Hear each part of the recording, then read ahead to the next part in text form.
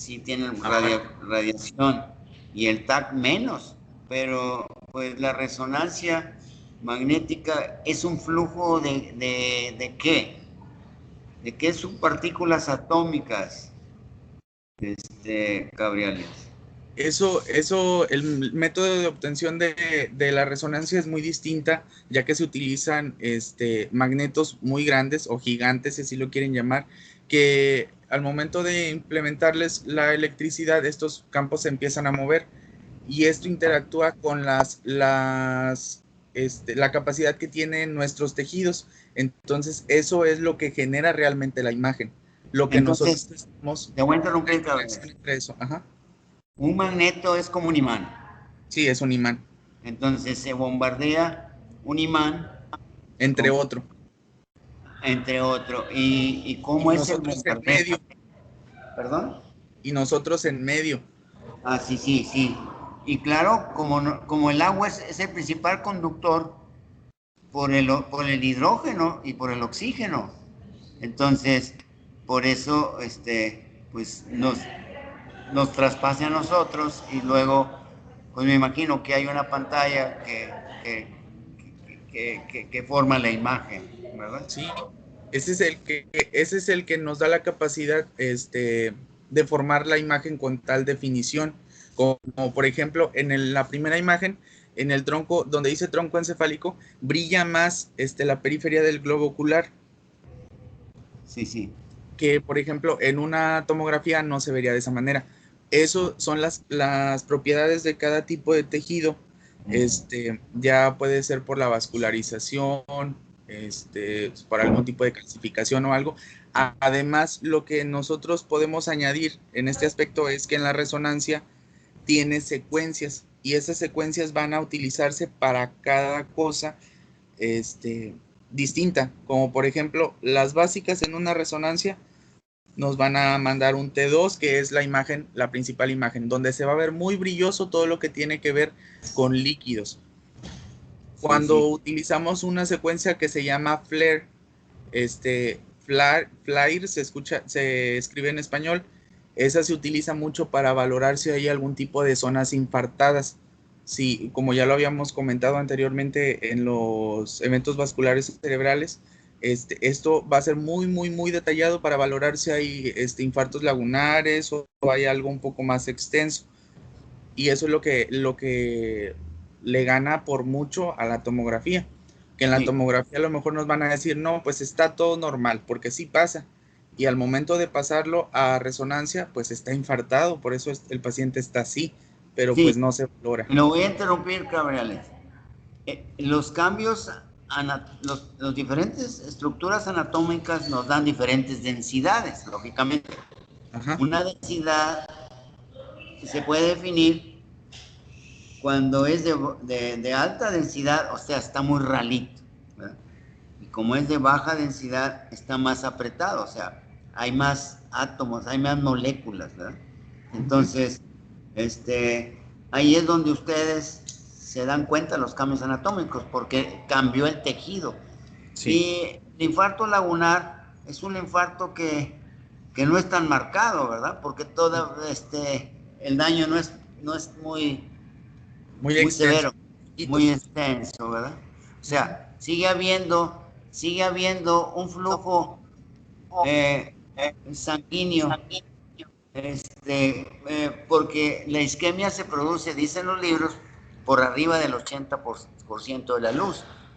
Y entonces me imagino que si se va reduciendo, si se reduce completamente, pues cambia el tejido, se muere y tiene otra densidad.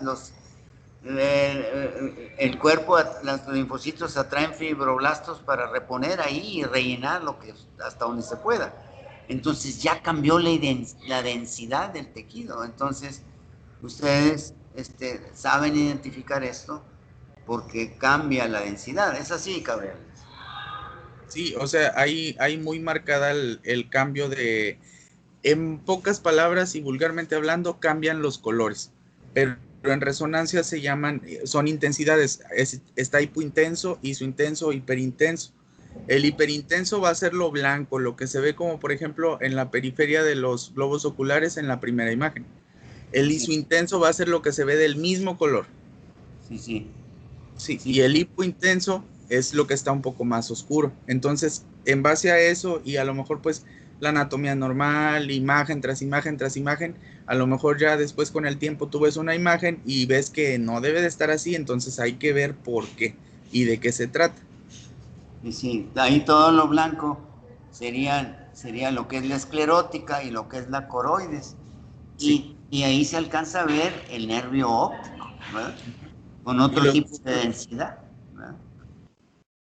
Y ¿no? Sí, y hay cambios. No sé si en el ojo, ahí sería en el ojo izquierdo, que es, no estamos viendo de izquierdo a izquierdo, Gabrieles, o se invierte la imagen. Se invierte también. Ah, El, entonces sería el derecho, ¿verdad? El derecho, ¿verdad? Hay diferencias en la densidad en la cara interna de la órbita, y eso nos está diciendo algo, me supongo. sí, y a veces también eso se comparan, como le comentaba, se mandan distintas secuencias, entonces hay enfermedades, propiamente patologías que ya después de años de estudio de la resonancia, pues indican que, por ejemplo, el ojo en el T2, en este caso, se tiene que ver iso intenso. En tal secuencia se tiene que ver de tal manera y de tal manera en la otra secuencia para poder decir que a lo mejor estamos hablando de un, este, ¿qué podría ser? De un retinoblastoma, por ejemplo. Entonces, eso influye mucho en cuanto a que se tienen que hacer distintas fases de resonancia para valorar y comparar realmente si eso no es la patología, Muy porque bien, se comportan de distintas maneras. muy bien. Ahora vamos a ver la tomografía computarizada o TAC. Me podía regresar porque siempre me enfoqué sobre la figura de la izquierda para ver, a distinguir ahí los ganglios basales, que serían el caudado y el lenticular, ¿verdad? Así, que serían esas áreas que, que, se están delimitadas. Alcanzo a ver la cápsula interna ahí, me estoy suponiendo, porque tiene una coloración arriba, en la parte anterior debe ser la cabeza del núcleo caudado, ¿verdad? El núcleo caudado, la de aparte de arriba. Y luego hay un área blanca que es la cápsula interna. Ah, qué bueno que me acuerdo, Cabriales y Dayame. Ya les dejé ahí en la biblioteca el resumen de la cápsula interna, que la saqué del Lojar y ahí les indico a qué página vayan por si les queda algo de duda. Y la cápsula interna, la alcanzo a ver ahí, tiene un brazo anterior, ¿verdad? Y luego tiene la rodilla de la cápsula interna. Ahí les tengo todo, en esa hoja que les dejé. Y por el otro lado la médula. Y luego veo el segmento posterior de la cápsula interna. Y, que, y luego el sublenticular que va al lóbulo temporal para la audición. Esos apuntes los hice hace mucho tiempo, pero me los transcribía, todavía estábamos yendo a clases antes de que iniciara la pandemia. Les va a servir de mucha utilidad, y a ti sobre todo, Cabriales, porque tú sabes comprender más las cosas por los conocimientos que tienes en imagenología. Entonces sí alcanzo a ver algo del cambio de coloración, y no son más que los axones que van a los diferentes lóbulos frontales, parietales, occipitales, que son los cilindroejes. Una lesión ahí es terrible porque se acaba casi todo. Y luego alcanzo a ver el tálamo en la parte más interna y casi posterior. Y luego el número 2 debe ser el tercer ventrículo. ¿Sí lo es, Cabriales? Sí, Es el tercer ventrículo. Como te digo, mi vida sí fue. Tuve que luchar mucho con mi mente, con mi distracción, porque me distraía mucho. Eh, pero sí tenía mis metas muy claras. Pero pues tuve que trabajar, y después me casé y todo eso. Pero lo poco que sé es con mucho esfuerzo. y gracias a Dios tengo mucha imagenología, me puedo imaginar mucho las cosas y sacar conclusiones. Entonces, por eso, me atreví a decirte que el número 2 es el ventrículo medio y el número 3 son las proyecciones del ventrículos laterales, que serían en los occipitales, las proyecciones que tiene.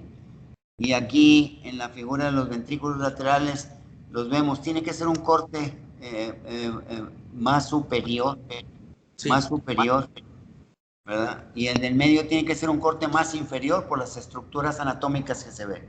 Les van a servir bastante, y a ti, en serio, te faltaría revisar un poquito la anatomía y vas a encontrar muchos por qué, sobre todo desde el punto de vista fisiológico y fisiopatológico, lo que es la cápsula interna y luego lo que es la cápsula radiada, ¿verdad? Pero sí alcanzo a distinguir cosas, me imagino cosas, ¿verdad? ¿Por qué? Porque yo no he estudiado esto, pero estoy armando las cosas. Muy bien, Cabriales, ¿no? Ahora sí, pasa a lo siguiente.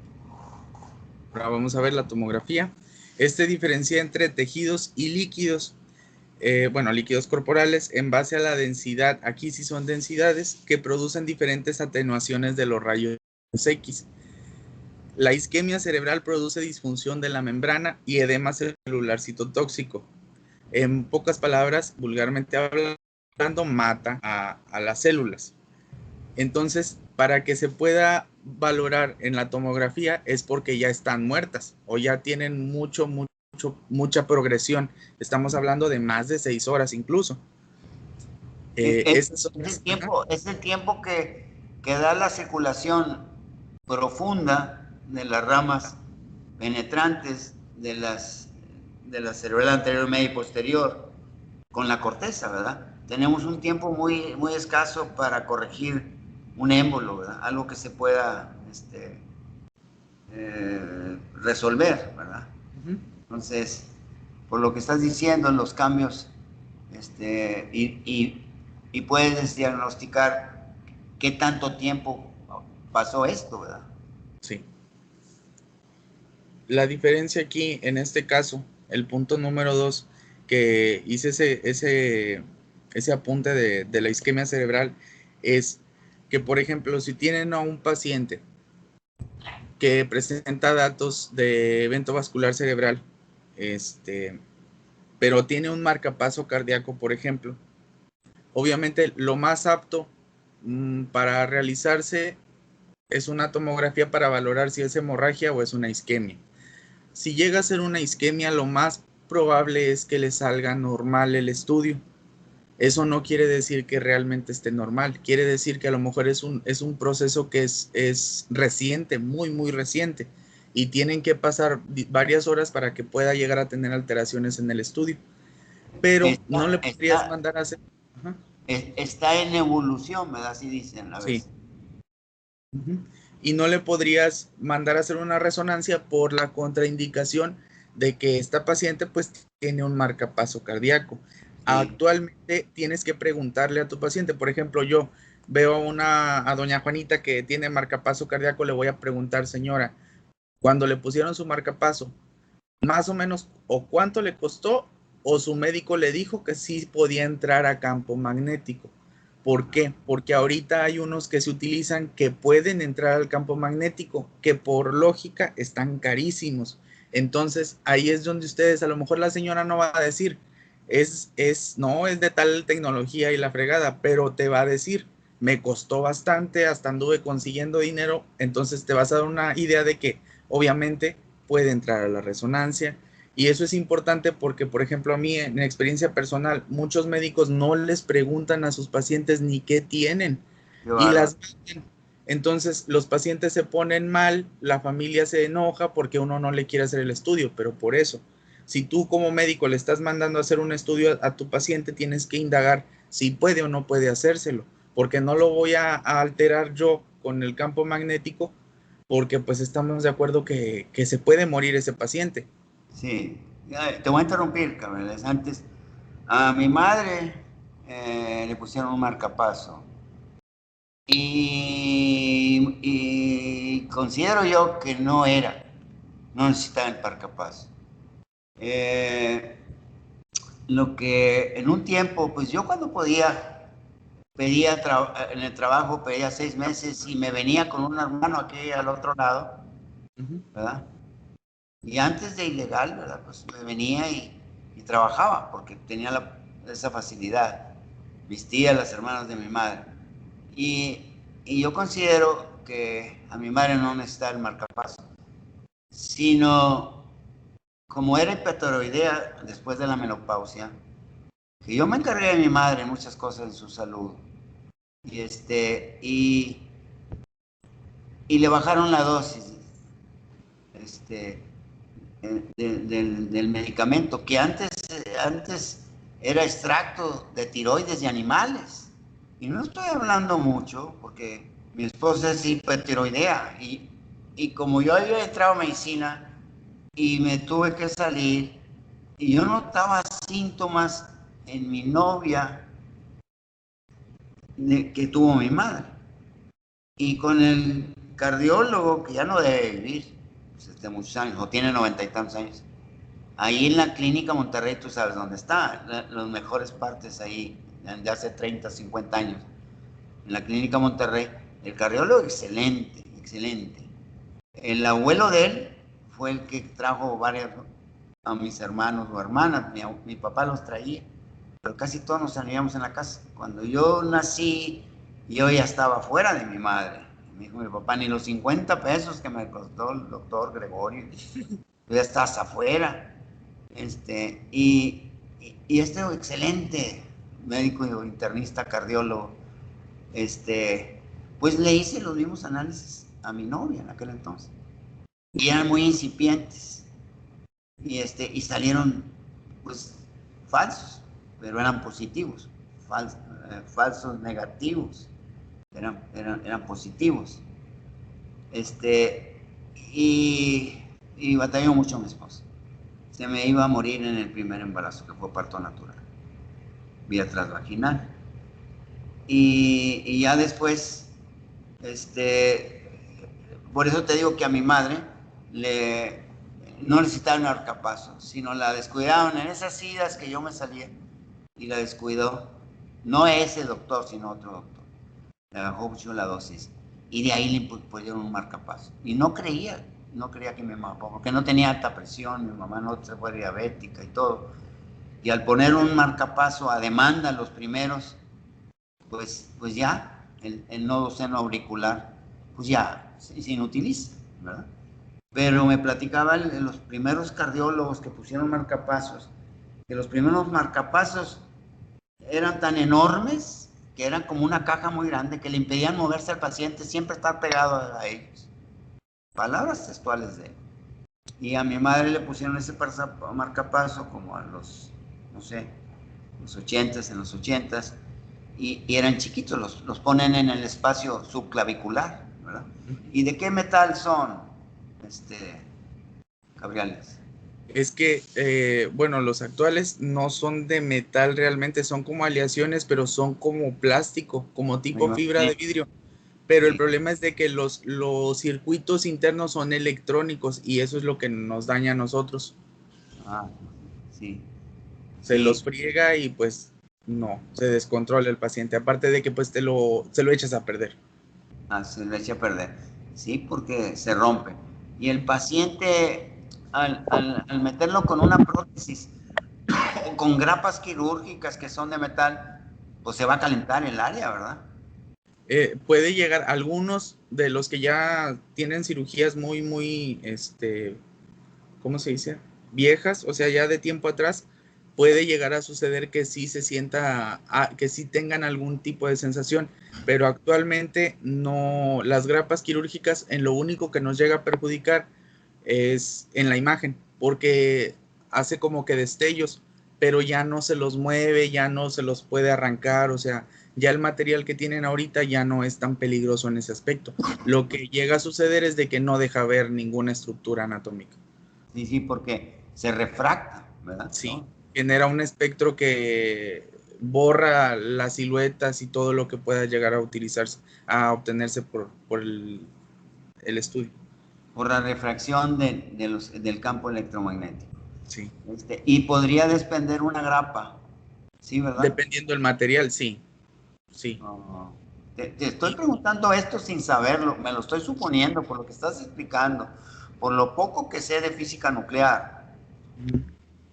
Dígale. Sí, igual los cierres de pantalones y todas esas cosas que a veces piensan que hay, que tiene que ver que lo tenga aquí en la cremallera del pantalón con el cerebro, pues porque te lo puede jalar y jala muy, muy feo. Una moneda dentro del campo, o sea, golpea muy fuerte porque son fuerzas muy, muy, muy muy poderoso. poderosas.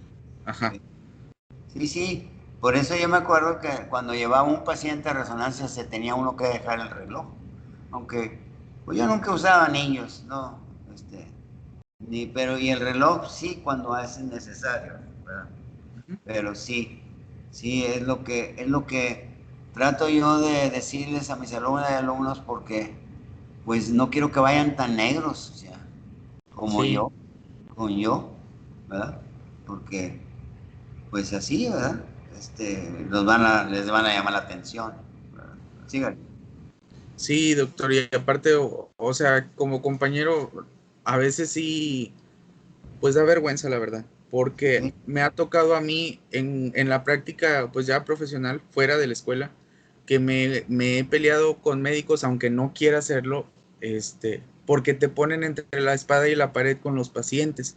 Por ejemplo, si yo estoy mandando un paciente para que me hagan tal estudio, pero la persona que se lo va a hacer sabe